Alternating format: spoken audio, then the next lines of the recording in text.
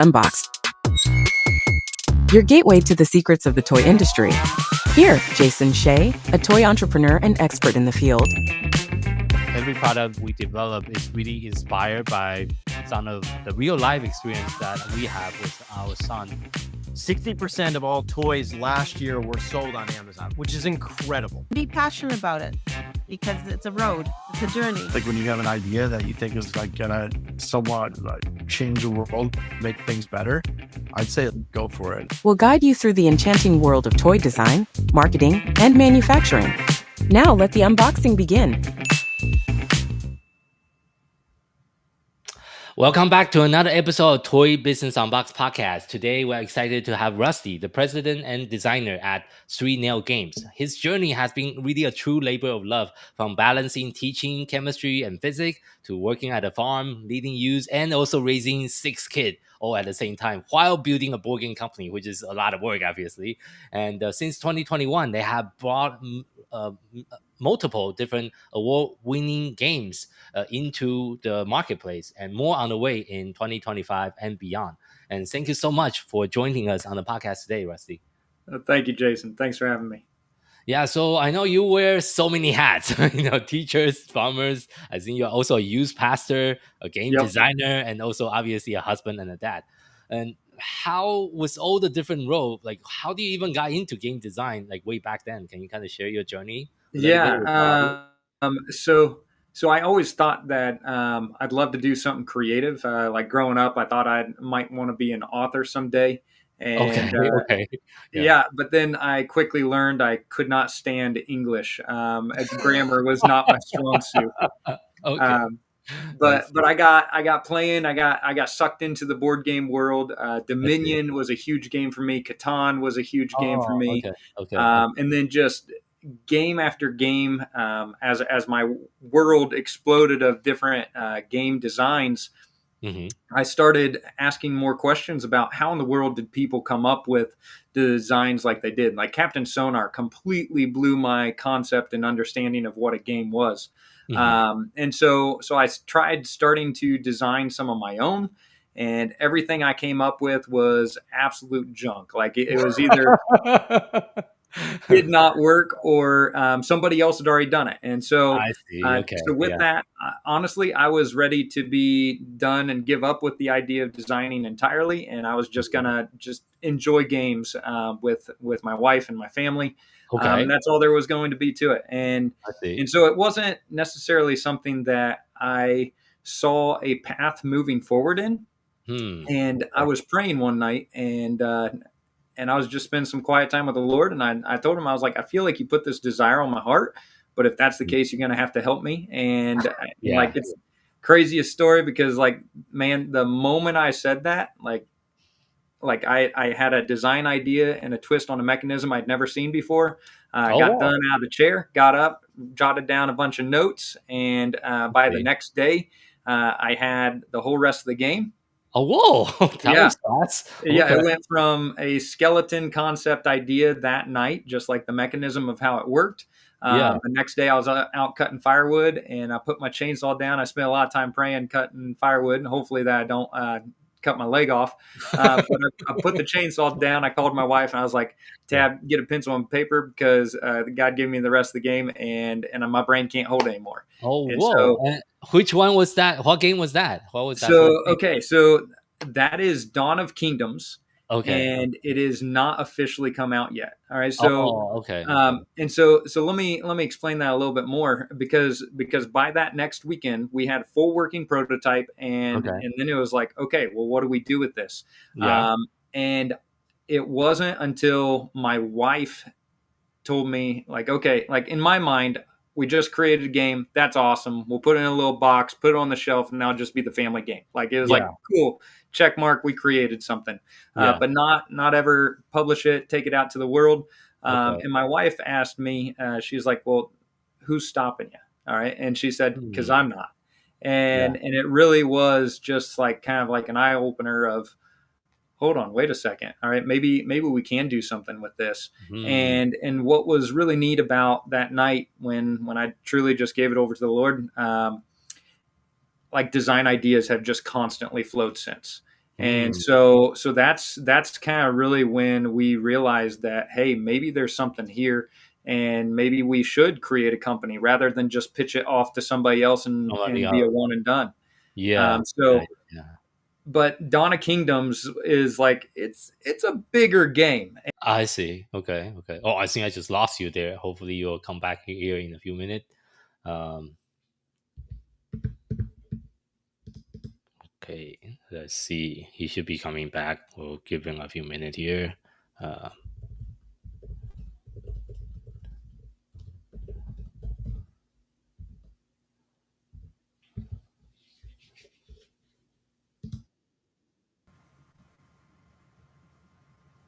okay. Welcome back. We'll make sure we edit that out. Okay, all right. So you're explaining it was a big games. Okay, then. Yeah, so it was a big game. It was a huge game, and or at least in our eyes, it was a huge game, and so we weren't quite ready to head down that route. We knew nothing about the board game industry, and so we decided to actually go with one of our smaller designs. I see. And that ended up being our game, Sea of Plunder here, which ended up being way more complex and more going on than what we thought. So yeah, we went our simpler route, and this ended up being a huge deep dive into trying to learn how to publish. So, and how long does that took you from like concept to publish for that title? So yeah, I think from concept to publish, it was probably about 5.5 years. Oh, whoa. Okay. Yeah. So it was truly, okay, we have this idea. It's on paper, it's on cardboard, and now what in the world do we do with it? So trying to find a local artist to go about it. I had no idea anything about graphic design. So our artist and graphic designer, same person, Lynn Morrow, she did an awesome job.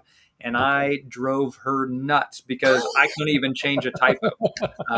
I knew nothing about what I was doing. I was trying to get what I had in my head out through an email and trying to get her to understand. And so I'm glad that we were able to meet up locally a couple times. But that was, I put her through the ringer of trying to 1,000 emails and trying to ask her to fix every little detail because I didn't know how. But now I think since our very first design idea, it's been about 10 years now. And so, so yeah, so I've definitely had quite a learning curve and an understanding of graphic design. There's a lot that I can actually do and function now. So that's been awesome. I see. And for our listener that have never played your game, can you also kind of do a quick demo of how the rule and the game for the one? Yeah. So one of the awesome things about Sea of Plunder, you're a merchant ship. You're chasing after mysterious treasure islands. You're dodging pirates and gathering goods along the way. But a big deal with that is going to be every turn that you have a bunch of these multi-use cards that you could use for a couple different things. All right. So the big gist of it is going to be every turn you're going to play a card that moves your boat or does a special action. Then you're going to play a card that moves a pirate of your choosing. So everybody at the table is pushing and pulling and shoving the pirates into each other. I see. And so it really excels with that group. Sea of Plunder, it really excels with that group that is, it's all about like, it's a race. You're trying to get to these treasure islands. You're trying to get to these port cities and gather goods. And you're also trying to dodge the pirates along the way. So you're making a game plan. You have a strategy, but by golly, no one else is going to let you get to the treasure before them. So I'd say it's got a lot of really neat combos that you can pull with the cards and movement across the map. But it also has a little bit of that Mario Kart feel of like people are going to get in your way. People are going to throw a wrench in your game plan. They're going to do everything to stop you. So how do you win at the end? You get to the island and you win the games? So the treasure islands, they respawn in different locations throughout the map. But as you play, whenever somebody gets to 3 different treasure islands, that triggers the end of the game. But you get points based on the number of treasures that you found. You get points based on the different types of goods that you traveled around and collected at the port cities, as well as if the pirates hit you and steal your goods, you could potentially end up with debt. All right. Because you had to pay for damages to your ship. So all of those get taken into account. I see. and Interesting. that's been really great. What is the recommended players and how long is the gameplay? So this is 2 to 4 players, and it Uh, plays anywhere from 30 to 60 minutes. oh, okay, okay. That's not too bad. It's not super long. Okay. Got it, got it, got it. And I know you have designed multiple different games since then. Can you also talk about other games that you have designed over the years as well? Yeah. So after Sea of Plunder, then we had Camouflage. All right, and Camouflage is right back here. Camouflage is a quick speed color pattern matching game. Okay. It's think speed dominoes, right? So the concept Mhm. is super simple. You have these essentially 3 by 3 cards, all right, and you're going to try and find and overlap them and lay them out there on the Yeah. map, but Yeah. there's no turns. It's 3, 2, 1, go, and everybody's building off the map as fast as they can. Mhm. So hence the name Speed Dominoes. Yeah. But the name of the game is called Camouflage for a reason, because the concept's simple, but it truly plays tricks on your brain. Mm. One of the funnest part of designing that game was balancing it, but we also designed one side of the game to have these odd animal hides on them. We got some snake skins, we got some jaguar Oh, hides, okay. and some funky zebra stripes. Okay. And on the other side of the cards, it's all the exact same game, but Mhm. it's like different gems on the backside of Oh, those cards. And okay. so the beautiful thing about that is it's the same game, but your Yeah. brain processes it totally differently. So on Okay, on okay, okay. on the hide side, my wife slaughters me every single time. On the Yeah. gym side, it's the same game, but I have a shot at winning. Um, Oh, okay, interesting. and Okay, okay. we found that it was about 2/3 of the populace actually see this side better, and Huh, about 1/3 the gym side, which is really intriguing to me, that's because when interesting. I Okay. when I designed the gym side, I thought that it was less busy. There was a little bit less going on. You had very defined, specific shapes. I thought it'd be Yeah. simpler. I thought it'd be easier for kids, Yeah. so that adults could play on the animal hides, kids could play on the gym side. But Yeah. that is not the case at all. Not a case. It just depends on your mind and the way that you view the Oh, world. We okay. designed both sides to be colorblind friendly, and Okay. so it's been very intriguing to me. And I'm amazed that the majority of people saw it easier on the animal hide Mhm. side. Oh, okay. So you're the game, let me understand the game correctly. So it's like matching. You're matching the two identical patterns? Yes. So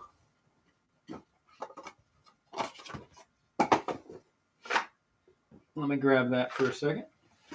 So with these, all right, you have these 3 by 3 cards, all right, Yeah. and on one side it has gems, all right, other side it has hides, and so you're trying to find, if I can find a pattern match here real quick, hence the name Camouflage, right? So Do they need to be 100% identical in all 9 tiles? so yeah, whatever you end up overlapping has Mhm. to be identical itself. All right, sorry. And here we go. So these 2 cards here, you got snake skin, Mhm. snake, snake, snake, snake, and here we have the jaguar. All right, and you're going to find a spot out there on the field that those are going to overlap. All right, and so Oh, you have okay. to Overlap everything that you overlap has to match perfectly, and you perfectly. have to match a minimum of 3 squares or Oh, more. okay. So and it leads to a bunch of different variants that you can play in the game. Like you can base points at the end of the game on how many cards that you're able to find and overlap, right? Yeah. Rather than just finding one card to overlap, can you overlap multiple cards at the same time? Are you just Oh, simply playing speed run, as in like first person out of cards wins? Right, you can completely play it based on the number of squares that you overlap and cover. So you're really looking for those corner spots.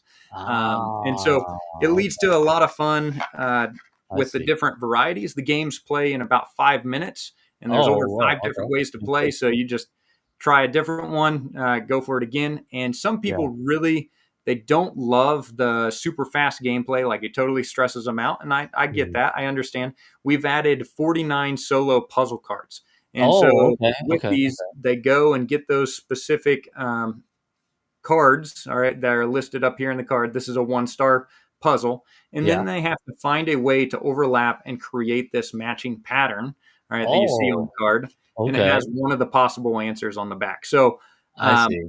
we have been finding that this is a fantastic game for groups that are Mhm. high energy, 3, 2, 1, go, super excited and super competitive, as Mm, well as just people that just want to chill, relax, have a evening where they can just sit down and do something different than a regular puzzle, but still mm, kind of like that Sudoku crossword puzzle mindset.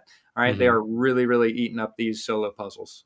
I see. Okay, okay. So it's a mix. You can do solo, you can do team play, it could be a party games. You can Yeah. have a lot of people playing, and it's also very fast. Sounds look like, Yep. and very quick as well. Okay, So nice. here's a little bit of a image of kind of what that shows when it's all laid out. So nobody has. It's not a set board. The setup changes every single time, and it's three, I two, see. one, go, and it just kind of grows like a giant amoeba. Ah, got it, got it, got it, got it. And I think a lot of your game design kind of focusing on bringing people together, and with the digital world nowadays, what would you say from your perspective that the face-to-face game can bring that the screen couldn't quite do that? So I think games as a whole Hmm. just bring people together from all kinds of walks of life. Just like the number of times I go to a convention and I sit down and people over there that like just jobs that I've never even heard of, places in the world that I've never even been. Right, so I get to sit down at a table and actually make face to face interaction with those, and that's been great. Granted, you can meet random people playing like a video game online and get to know somebody via the phone or via voice call or something like that. Hmm. But when it comes to us, we truly love that face to face interaction that you get sitting at the table. Uh, Mm. like, for example, we have a number of games uh, that we are considering putting on something like Board Game Arena, Okay, and okay, and yeah. so that has a tabletop experience Hmm. online on a screen, Yeah, yeah. and it's just not the same. It's not the same. Yeah. Okay. There are certain games that you can do well with. For our game, for example, our game coming out in the future, we have Natural Chaos. It Yeah. is a two-player abstract strategy game, kind of that Hmm. in between chess and checkers type deal, and that Yeah. works great for online. For a game that you're not going to have much social interaction in the Interaction. regards of having to Yeah. read your opponent's body language at the table. Um, or Yeah. it's just more that you can't even have that conversation back and Mm. forth because you're too busy in your head trying to make your decisions. Yeah, That I works see. great online. I see. But I see. for us, like what we really love and our game company as a whole, we Yeah. strive for that interaction at the table. Like Mm. I want to sit down. I want to try to understand you. And even if we're just playing a strategy game, I want to understand what you're thinking, what your next move's going to be. And I can't do that just looking. I mean, I can try to do that just looking at the screen and the board state on the computer or at the table. But Yeah. I want to look across the table. I want to see is your face relaxed? Is it stressed out? All right. Are you worried that you're going to be? Or I'm going to take the same spot that you're going after. Mm. As well as we have some of these games like for example, our two games that just came out, Are You Mhm. More Like and Go for the Krill. Go for the Krill is all about trying to do a little bit of risk assessment. Like you're a bunch of whales, you have a bunch of whales in your hand, and you're sending them chasing after these stacks of food. I But see. Okay. the the main gist of the game is if we both go after the same stack of food, then we Mhm. both cancel and get nothing. So you want to I be see. the only person going after that stack of food. And Mhm. so I'm constantly looking around the table and it's like, ooh, this stack of food is going to give me a lot of points, Yeah. but everybody else is going to want that lot of points too. So Mhm. maybe I need to go somewhere else. Yeah. Or is everybody else thinking that same thing and everybody else is chickened out right now? They're too afraid to go after this stack of food. So I maybe see. now this is the time I need to go after it. And so Mhm. awesome with this is all the cards that you have are kind of like a one-time use. Okay. And so as the game plays, you can tell that Bob, Frank, and George have all used their number 10. So they can't go after the 10 anymore. But Susan over here, she's see. the one that you got to watch. She still has a 10. So I'm just trying to understand and read her at the table. And therefore, I'm trying to get in her mind. And I can't do Yeah, that. kind of like poker games. Yeah, Yeah. online poker and in-person poker very different. And, Yeah. and absolutely, yeah. So a completely different feel, and we could put the game on BGA, and we probably will someday, but it's not going to have the It's same not the feel. same. Yeah, it's not the Yeah. same impact. It's just the interaction and Mhm. how people is kind of interact and related with each other totally different, just like you say. Yeah. And our game, Are You More Like? Are You More Like is a game about that conversational game. It's more on a personal level. It's a get to know you / see how well you know each other type of game, and it is just top notch. And it's one of those that conversations go places that you never would have dreamed. All right, I've seen conversations that every now and then, like somebody will make a play and then discuss it, and it can stay surface level, and then out of nowhere, a card or an item that person relates to just causes them to go deep in a way that I just was not expecting. And I've seen amazing conversations. There's the what you look at the table there, and it will cause you to process through yourself, and you'll make dot connections for yourself that you've never made before. And so there's friends and family that I've played this game with, and I've known them for all my entire life, and then all of a sudden I get to see everything finally start to make sense, or I view it from a new light that I just, it's something special about the game. But man, it's a game I would never be able to put online. So. I see. I also want to dive into your background because I know you're also a teacher and a youth pastor. How does that influence the type of the game you create and your thinking and designing process? Okay, so that's a great question. All right, one thing that you'll notice about our games is we have a wide variety of different types of games that we're working on and have coming out, which is a little different for our company because, like most companies, you have they have their niche that they kind of stick to, like they have this style game, and so they have kind of like a loyal following of this is my type of game, this is what I'm going after. Yeah. But I will say I've been super amazed at our loyal following as well, even with the huge variety of games that we put out. Like at a con, we do events and different things. Had a bunch of people sit down and was like, okay, what stood out about this game? And they're like, because you guys put it out, and we've loved everything else you've done. So that just absolutely warmed my heart. But when it comes to the youth group, when it comes to teaching, I get to test a lot of different games on a lot of those students, and it's really nice because I have a wide variety of interests and likes, and so I've had a very diverse catalog of playtesters that have been able to come through, and I feel like rather than just like a specific niche gamer category trying the game over and over again, we get a lot of input from all over the place, kids that have never played games, kids that have played tons of games, as well as so I'd say a very diverse feedback before we ever get a chance to actually take it out into conventions. Got it. And like looking back, what has been some of the biggest challenge in getting your games into players' hand, and what are some of the strategy you have tried so far? So for me, I am in the middle of a very rural area of Indiana.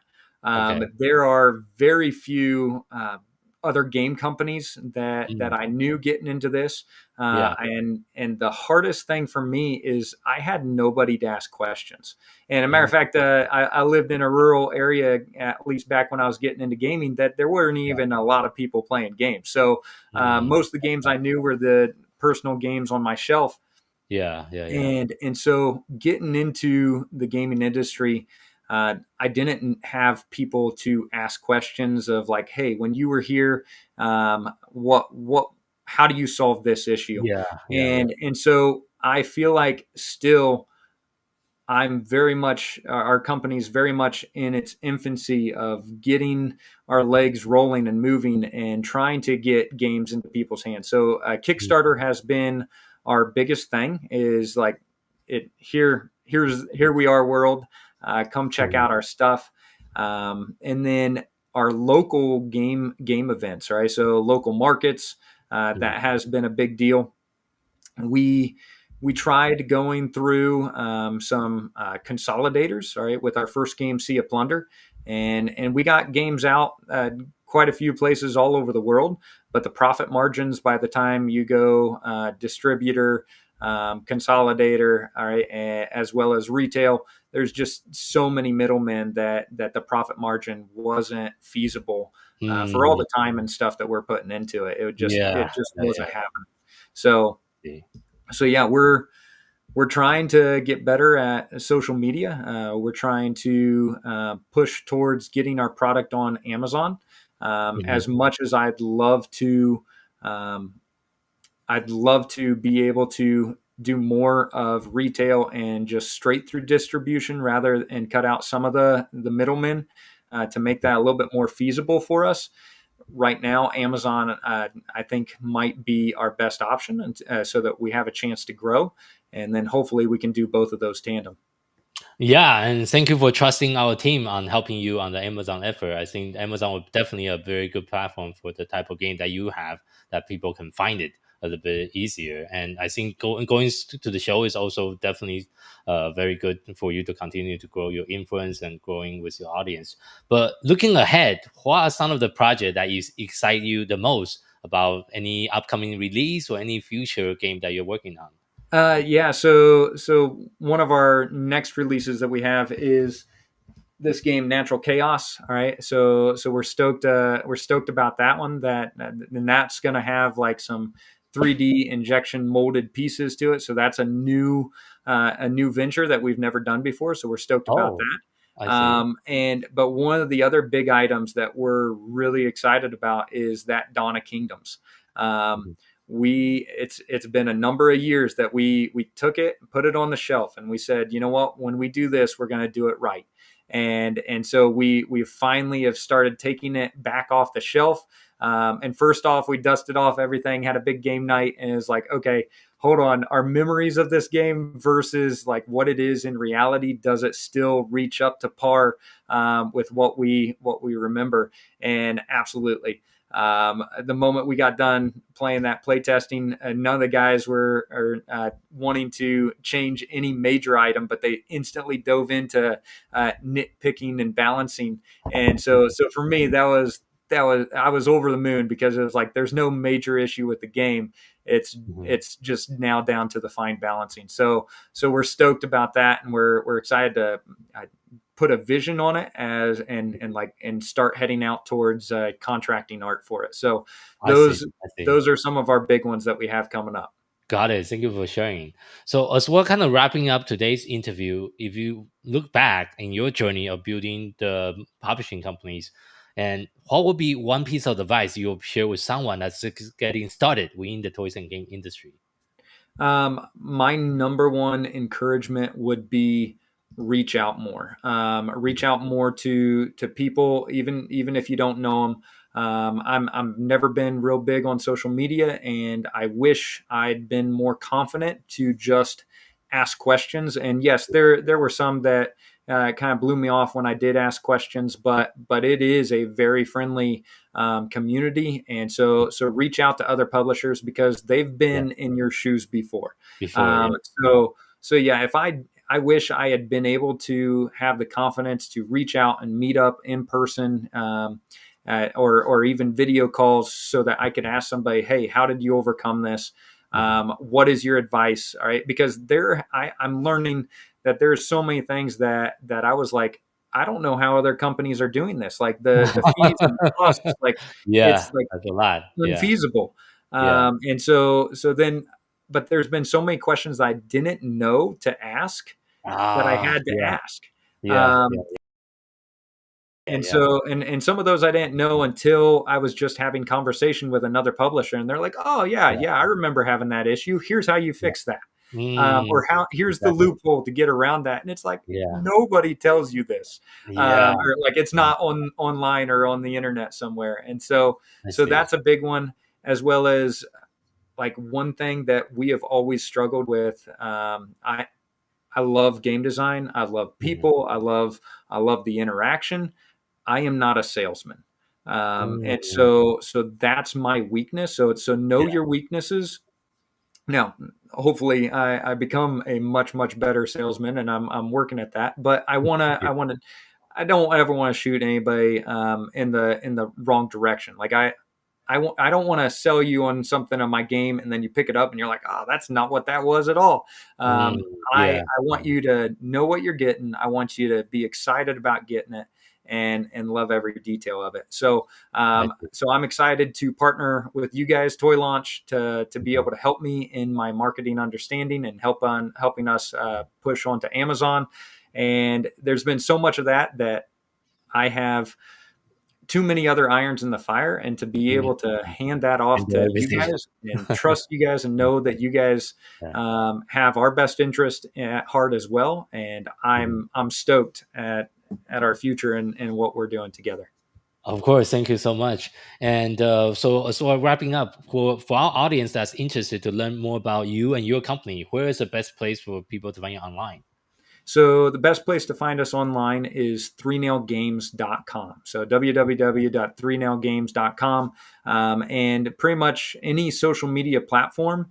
And we Mhm. are always at 3nailgames. And that's all Okay, spelled out, THREE, nail, NAIL, games. And that's where you can find us. got it. Okay, we'll make sure we put that in the show note. So again, thank you so much for your time and to sharing your experience and your journey within the industry so far. Yeah. Thanks for having me here. And thank you so much for our audience for tuning in to this episode of Toy Business Unboxed podcast. We hope you have enjoyed today's conversation and find it insightful and inspiring. If you like what you have heard, be sure to subscribe to our podcast and your favorite podcast platform so you never miss an episode. We really appreciate your support. And if you could, please leave us a review and share the podcast with your friend and colleague within the toys and game industry. For more resource tips and updates within the toys and game industry, visit our website at toy-launch.com. You can also join our free Facebook community, Toys and Games Launchpad, where toy creator, inventor, and entrepreneur connect, share ideas, and learn how to grow each other's businesses. Just search Toy Games Launchpad on Facebook, and you'll find our free Facebook group. So until next time, keep innovating, keep creating, keep bringing joy to toys. This is Jason Shea signing off on the Toy Business Unboxed podcast. We'll see you in the next episode. Thank you so much, everyone.